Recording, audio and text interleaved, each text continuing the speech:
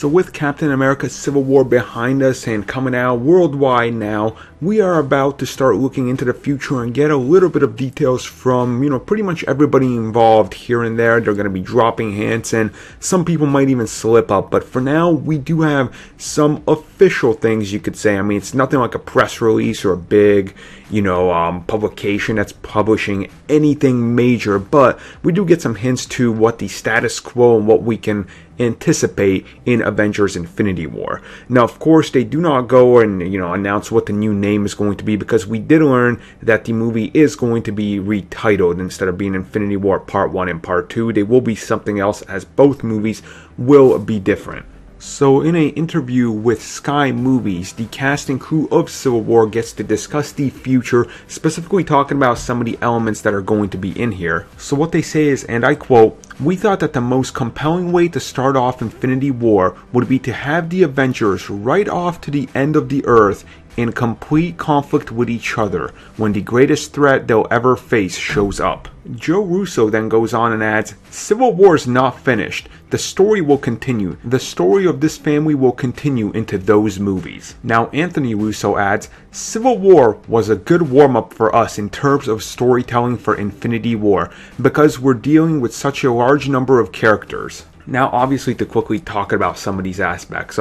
When talking about Infinity War, obviously, if you've seen Captain America Civil War, we now know that Tony Stark runs one sect of Avengers, while Captain America is in charge of the secret Avengers, we should call them, as they are operating in secret. And obviously the two teams are going to be doing very different missions. We're going to have Iron Man's team, which of course will be sanctioned by the Sokovia Accords, and they do what they're told, where Captain America operates more as a rogue team, which I assume at some point they will inevitably run into each other, as both missions will inevitably have them cross paths. Now, obviously they are also talking about how many characters we're going to be getting, how many characters will be on screen, as it's going to be the largest ever. And we first, heard that there was going to be 67 characters plus that they can deal with. Now, this is, of course, referencing most of the bigger, Marvel Cinematic Universe. And when you really look at this, we already know who Captain America's team is, and it wouldn't be really surprising that by the time the movie rolls around, they're still recruiting both members on new team. I mean, Tony Stark could probably go out there and try to recruit some of the more street-level guys. I mean, he did it with Spider-Man, so who's to say he wouldn't be the one to try to reach out to Daredevil or, the Defenders themselves? Or maybe who's to say that Captain America isn't going to do that, as Captain America lives right there in New York, and he's probably crossed paths with the same gym that, Daredevil goes and works out at. So it's not too far out of the question to really think that, yes, these characters will inevitably cross paths, and it will be in this movie when they start taking sides, inevitably. Now, the obvious other part they talk about here is the bigger threat that's kind of going to bring everything together and bring the teams together. Obviously, at one point, it's got to come down to, hey, look, Thanos is here.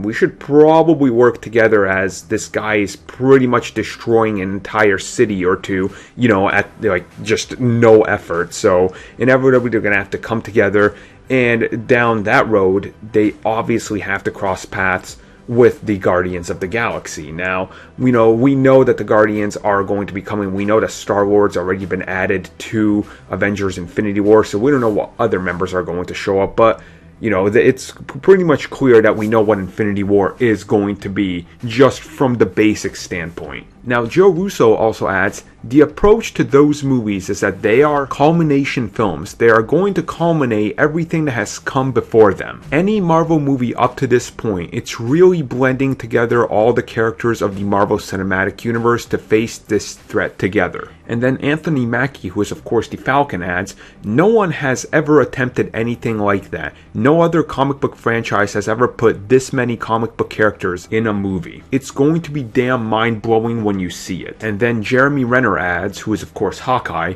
there's going to be quite a few people in it. That's all I know. Now, obviously, they are pretty much hinting at what we all expect. This is the giant, mega crossover event. This is what it's gonna be 8 years plus building up towards. I'm actually 10 years by the time the movie is out. This is the huge culmination of everything we've gotten before. It's going to really, to put a final end to Thanos coming here. We're going to see everything. And obviously, when they're talking about this, they're referencing every single thing that's come before. So who knows, maybe the Warriors 3 can show up. Maybe Sif can show up. Loki's probably going to show up. I think they hinted at that he is. And obviously, there is going to be newcomers.